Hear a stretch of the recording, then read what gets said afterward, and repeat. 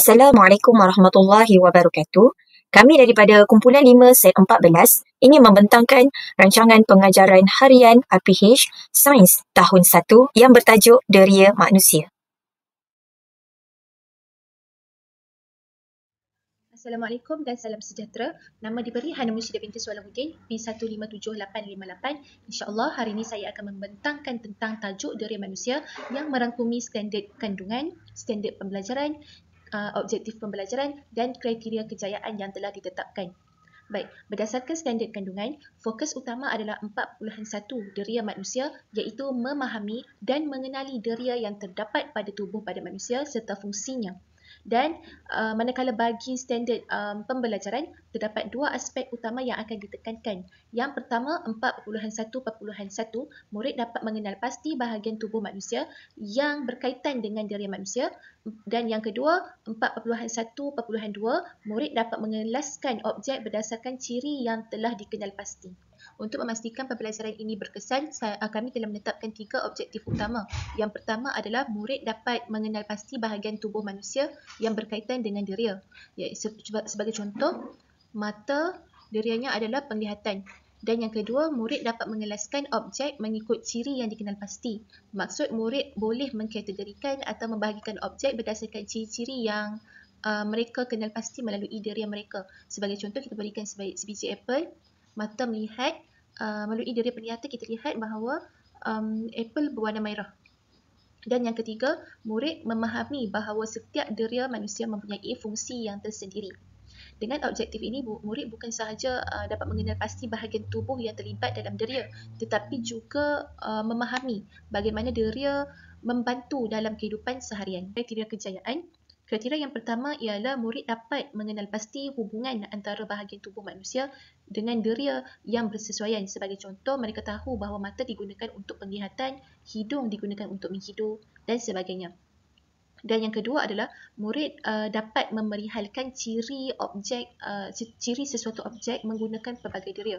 Sebagai contoh, dari segi penglihatan, mereka mungkin menyatakan bahawa apple itu berwarna merah ataupun hijau.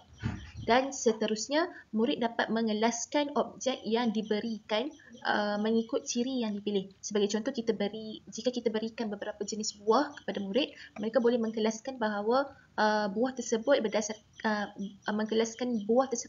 warna. Contohnya apple dan strawberry dalam kumpulan yang sama warna iaitu merah. Dan durian permukaannya kasar, jadi berada di dalam buah yang permukaannya kasar. Terima kasih. Seterusnya, pengisian kurikulum atau kepelbagaian kaedah dan teknik. Yang pertama adalah nilai murni. Murid fokus atau berdisiplin ketika mendengar arahan yang diberikan oleh guru. Yang kedua adalah keberanian atau keyakinan ketika menjawab soalan yang diberikan oleh guru. Yang ketiga adalah kerjasama, di mana ketika murid ditempatkan dalam beberapa kumpulan, mereka bekerjasama menyelesaikan masalah yang diberikan. Yang keempat adalah bertanggungjawab. Seterusnya adalah kemahiran berfikir. Murid mengumpul dan mengelas fungsi dan deria manusia.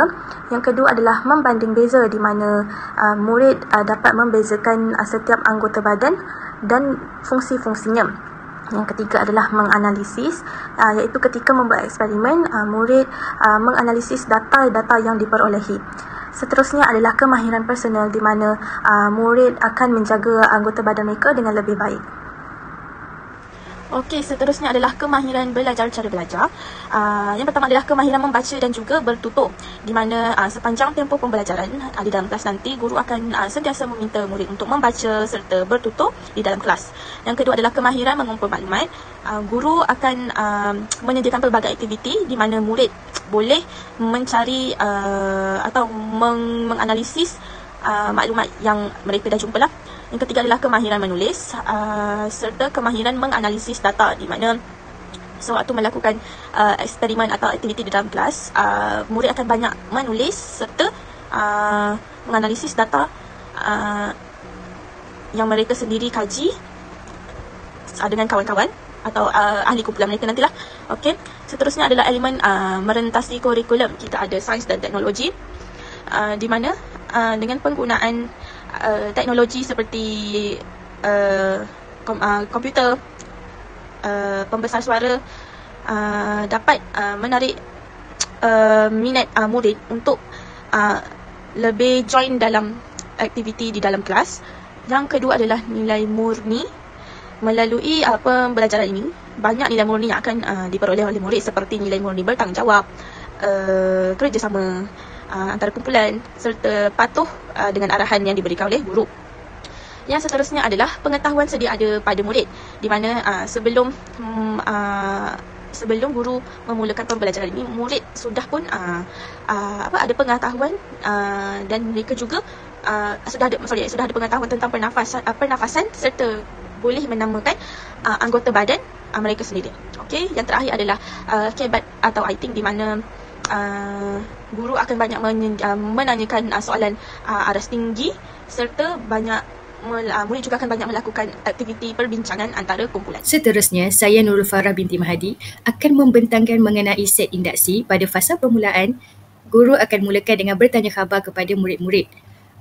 Fasa ini sangat penting, di mana dapat menaikkan semangat keterujaan mereka sebelum memulakan sesi pembelajaran. Contohnya, guru bertanya khabar, "Assalamualaikum semua, apa khabar? Semua sihat? Semua dah makan? Cikgu harap semua dalam keadaan sihat, semangat." Sebelum kita memulakan sesi belajar. Seterusnya, pada set induksi juga kita akan menunjukkan kad gambar ataupun flashcard sebanyak 5 flashcard yang menunjukkan 5 anggota deria manusia, iaitu mata, hidung, tangan, telinga dan lidah. Dan guru menunjuk gambar secara satu persatu dan menyuruh para pelajar menyebut satu jenis anggota dan seterusnya. Contohnya mata, hidung, tangan, telinga, lidah. Jadi murid perlu sebut satu persatu secara beramai-ramai. Kemudian guru menanyakan semula, "Okey, awak semua tahu tak apa fungsi-fungsi deria manusia ni? Contohnya mata kita guna untuk apa? Telinga kita guna untuk apa? Hidung kita guna untuk apa? Tangan kita guna untuk apa? Lidah kita guna untuk apa? Dan apa jadi kalau salah satu deria tu tidak boleh digunakan?" Jadi itu dapat merangsang pemikiran mereka, pengetahuan mereka sebelum memulakan sesi pembelajaran. Dan seterusnya, kita juga akan membuka satu lagu berkenaan anggota deria, di mana kita akan membuka muzik melalui aplikasi YouTube dan hanya menggunakan pembesar suara, dan para murid perlu mengikut gaya guru di hadapan. Contohnya guru menunjukkan mata, mereka perlu ikut, tangan, hidung, telinga. Jadi di sini dapat mewujudkan keseronokan dalam pembelajaran, iaitu melalui aktiviti nyanyian dan pergerakan mengikut rentak lagu kanak-kanak Mari Belajar 5 Deria.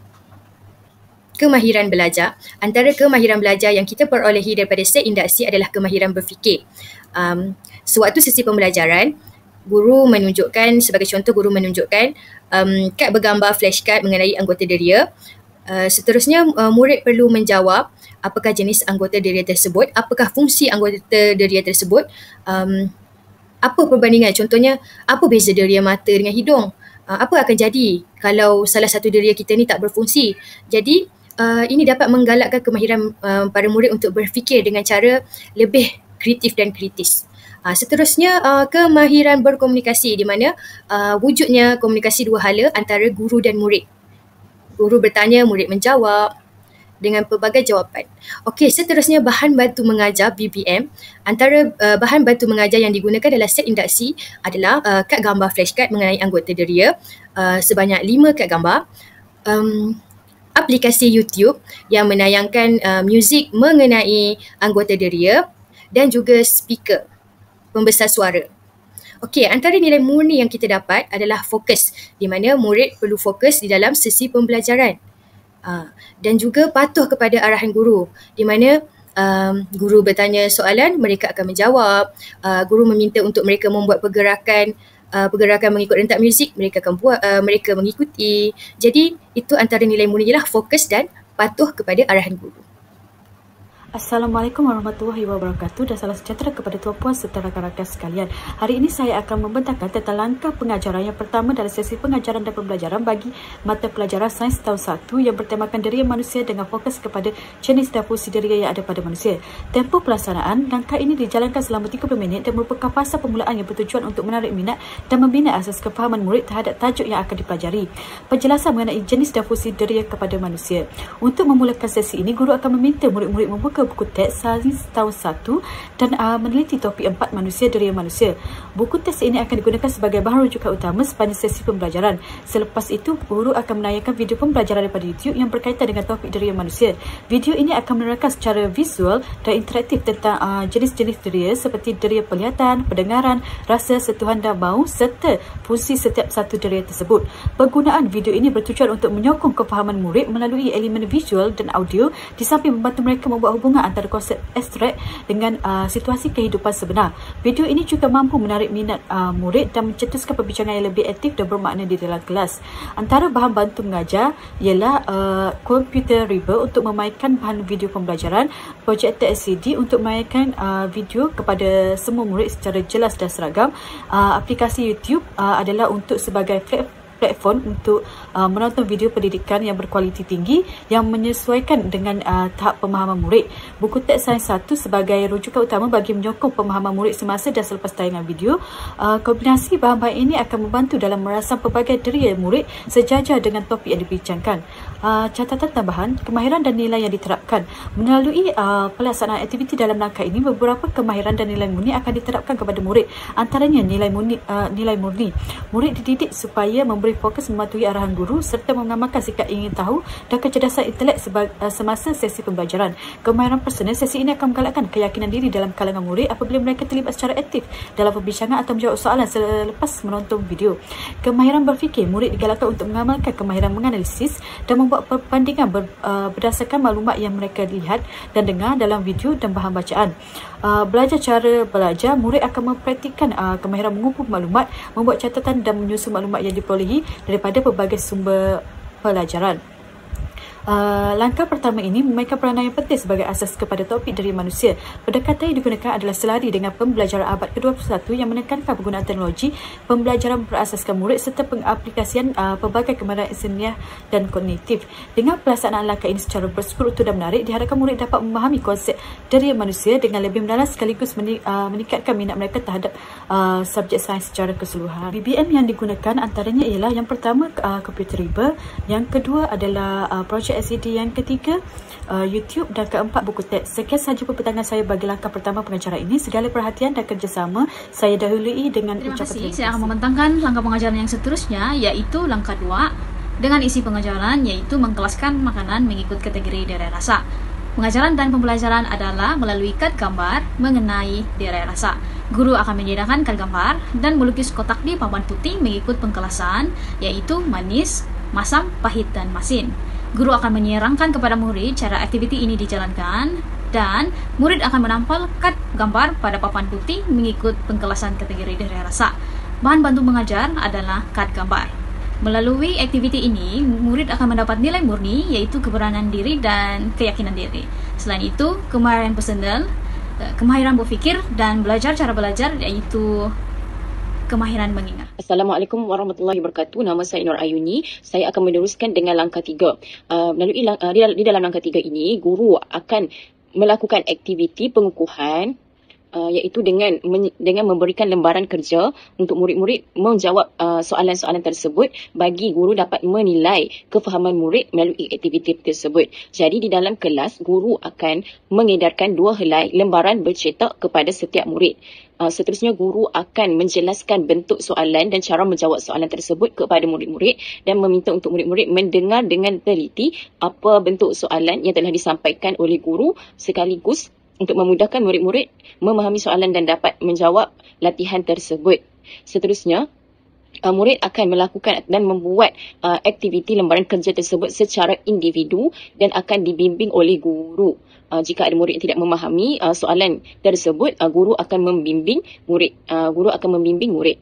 Seterusnya, untuk bahan bantu mengajar, terdapat 2 soalan yang telah disediakan oleh guru. Iaitu yang pertama, guru telah menyiapkan soalan berbentuk padanan. Iaitu murid-murid perlulah menggariskan jawapan yang betul. Ini untuk melihat adakah murid-murid dapat mengenal pasti deria-deria anggota badan tersebut. Seperti contohnya mata adalah deria untuk melihat dan sebagainya. Seterusnya, soalan yang kedua yang akan diberikan oleh guru melalui latihan adalah soalan berbentuk klasifikasi makanan mengikut deria rasa, yang mana murid akan mengkelaskan sendiri bentuk-bentuk makanan tersebut mengikut deria rasa. Jadi ini adalah untuk melihat adakah murid memahami seperti deria rasa manis, apakah makanan tersebut yang mempunyai rasa yang manis. Ini untuk aktiviti ini dan soalan ini diberikan kepada murid untuk menilai sejauh mana kefahaman murid setelah diajar oleh guru melalui kaedah aktiviti latihan melalui lembaran kerja. Okey, seterusnya saya akan sambungkan dengan catatan, iaitu antaranya adalah yang pertama, nilai murni. Nilai murni yang dapat diperoleh oleh murid daripada aktiviti pengukuhan melalui lembaran kerja ini adalah yang pertama, murid-murid akan lebih fokus, iaitu murid-murid akan lebih fokus di dalam kelas semasa pengajaran, dan untuk murid-murid dapat menjawab soalan latihan yang diberikan oleh guru, dan murid-murid akan fokus menjawab untuk mencari jawapan daripada aktiviti latihan tersebut. Yang seterusnya, murid-murid akan lebih bertanggungjawab, iaitu murid-murid akan bertanggungjawab untuk menghabiskan latihan yang telah diberikan oleh guru. Seterusnya, kemahiran personal. Kemahiran personal yang akan diperoleh oleh murid-murid adalah itu kemahiran menyelesaikan tugasan, iaitu tugasan yang diberikan oleh guru haruslah diselesaikan oleh pelajar. Seterusnya, kemahiran berfikir, yang mana murid-murid akan mempunyai kemahiran untuk menilai dan kemahiran berfikir secara kritis, cara untuk menyelesaikan tugasan yang telah diberikan.